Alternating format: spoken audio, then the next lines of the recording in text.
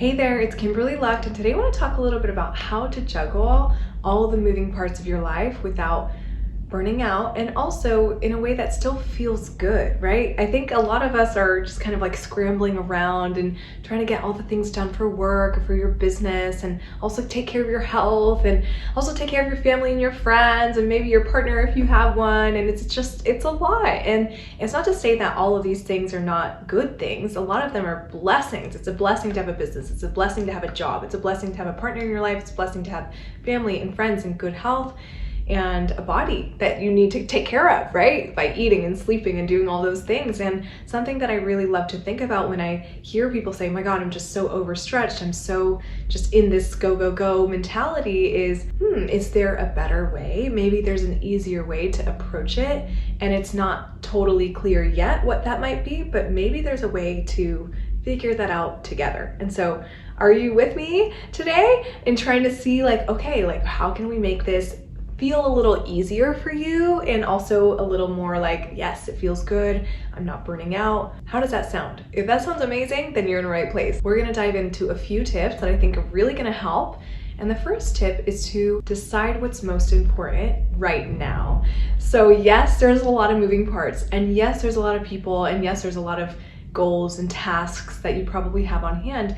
But when you really look at it and really look at this kind of calendar of your life, or your to-do list, or your planner, noticing what feels most important to you right now. And I'm not saying urgent, right? There's things that just need to get done. Like, let's say, it's tax season and you have to file your taxes. Okay, that needs to get done. That's urgent. But what I'm talking about more is what feels most important to you, not to anybody else and anybody else's agenda, but to you. Right? And so when we get to establish that and recognize that for ourselves, it becomes a little clearer on what we need to actually be focusing a little bit more of our time on, and maybe a little bit less of our time on other things that might not be in line with that. So let's say you have this vision and this goal for yourself to have a fully booked out coaching or healing business. And so let's say that feels like the most important thing to you.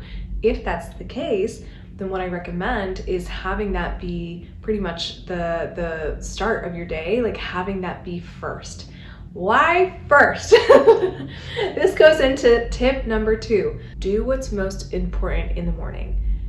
Now, I say morning, but of course, if you wake up a little later than the morning and you have a different, time frame around your life, then do what's most important when you first wake up. It doesn't have to be the morning, but it really definitely has to be a lot of times first thing. And the reason why I say that is because towards the end of the day, a lot of other people's schedules or priorities will start to take over, especially if you live with somebody else or you have a family.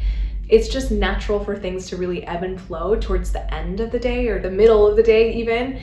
So when you block off that time for yourself to do what's most important first thing, and again, that can be any time of the day, it doesn't necessarily have to be the morning, but for me, it tends to be the morning. And so blocking that off, this is the most important thing for me to do today. Okay, let's do it. Let's go for it. Let's dedicate and focus some time onto it. Now, let's say this involves another person. And let's say what's most important to you right now is developing a more compassionate relationship with somebody in your life. That might take some extra time outside of first thing in the morning. Maybe it takes a little more time of okay, I can focus on my side of the street first thing in the morning, meditating, coming back to my body, coming back to my own compassion before I jump into this other scenario with a different person, maybe later in the day. Focusing first on yourself and your most important priority first thing is really going to help you feel like you're not being pulled in so many directions. And again, if you start work super early, does that mean that maybe you could do 10 to 15 minutes before work gets started towards this vision or project that feels most important to you? Honestly, maybe that's what it means. And if that's the case, okay, then let's see what 10 to 15 minutes a day, every 5 days or every day looks like in the next few months, right? Those types of actions build up over time. So doing what's most important first thing is really going to help you feel okay, if everything else goes to crazy town, at least I know that I dedicated some time to the thing that I felt really, really was pulling my attention and pulling my heart. So tip number 3, to then bring it all in. Okay, we know what's most important. We know that, okay, at least we can focus a little bit of time every day, the first part of our day, to that thing. So we blocked off time for what feels most important to us.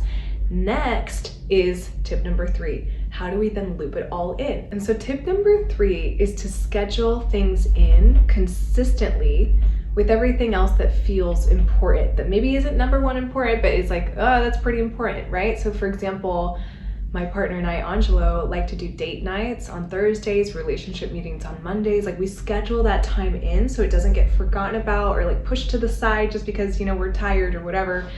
Scheduling that time in helps us remember, okay, yeah, like, let's focus on ourselves. Let's focus on this partnership. Also, time with friends. Like, maybe there's a weekly or monthly friend night that you can organize where you're like, okay, I know I'm not going to see you guys every day, but I want to see you as often as I can. Does this work for everybody? And the reason why I like to schedule things in and have that be in the calendar before I even, you know, find an event to go to with, you know, my partner or with my friends is because it helps us come back. It helps us come back and recenter into the friendship and into the relationship that we most want to invest in. And this also goes for health, right? For our health appointments and things that feel really important in terms of health. Like, okay, like, let's say, for example, you know that you operate best when you know, work out first thing in the morning and then get into your first priority. Like, yeah, we can schedule those two things together, like scheduling in your workout or your meditation or your journaling practice and really having a consistent practice built in so that it doesn't feel like it's swept to the side. The reason why I like to have them be consistent, especially with things like health and relationships and family, is because it feels a little more like, okay, I know I'm gonna dedicate time and space to this on this day at this time. And sometimes it's like spontaneous and sometimes you can't, you know, organize everything, but there are certain things that, okay, let's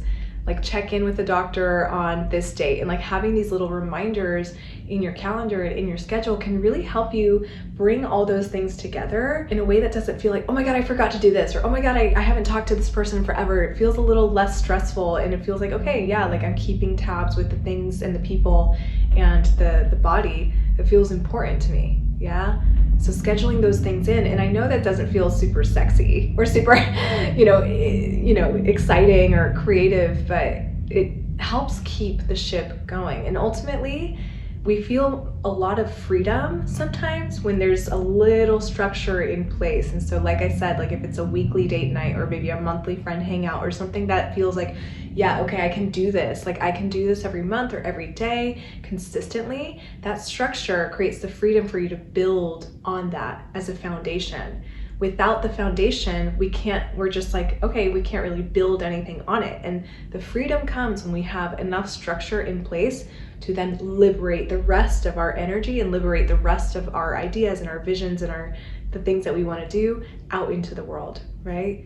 So that's why the scheduling thing and finding a consistent practice to engage with your friends, engage with your family, engage with your health, engage with your body. Yeah, finding consistent practices for those things.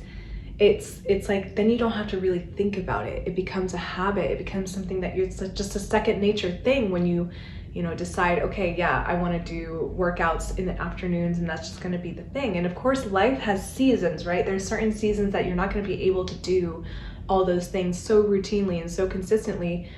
But what I like to think about is like those habits and those routines and that consistency can really help with tip number 1 and tip number 2, right? Because if there's something super important and you have systems and structures in place that are kind of built around it and built to support it, like for example, getting together with your friends, building a better relationship with your partner, moving your body, those things tend to support whatever visions or ideas or projects that you have in the pipeline anyways. It's all kind of built to sustain each other. And so this is about creating a beautiful ecosystem of life where you feel like, yes, you have a love life. Yes, you have a friend life. Yes, you have a family life. Yes, you have a business and work life. Yes, you have a health life too, a body love life, right? Where you get to treat your body with respect and have that kind of sense of, I'm here with you, my body, myself, and I'm here for the people around me.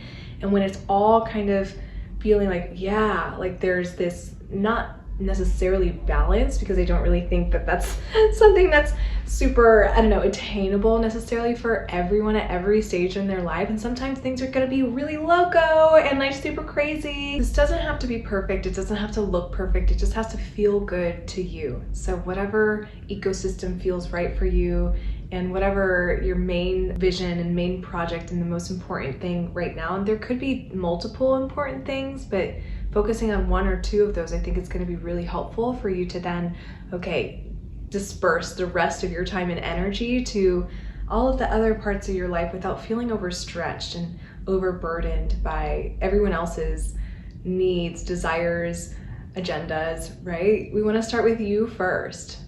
And that's something that I think can feel foreign sometimes, but when you get into that rhythm of like, okay, what feels most important to me? What feels like my most present desire? What feels like the most important energy to cultivate? When you really tap into that, it starts to become even easier to then spread out your energy, because you brought it back home first. All of these elements of your life can coexist with each other and can kind of support one another, as long as we're not getting removed or distracted from what really truly matters to us. So I really hope that resonates. And just to recap, the 3 tips to juggle all of the moving parts of life is to first decide what's most important to you. And then second, focus on that thing at the very start of the day, if that's possible. And tip number 3 is to then schedule in everything else that feels important to you. So if that's things like getting together with your friends, or developing a deeper partnership with somebody, or contributing more energy and time to your health, then scheduling those things in will really help you stay on track and stay consistent enough to build that foundation that feels like freedom, right? That structure gives you that freedom in a way. So I really hope that this helps. If you want more of this, I really invite you to check out my Abundant Coach Masterclass. It's all about time abundance, financial abundance, energy abundance, creative abundance. So if that feels like something that you want more of, then click the link below and sign up. I hope to see you on the inside, and I'll catch you in the next video. Thank you so much for watching, and ciao for now. Bye.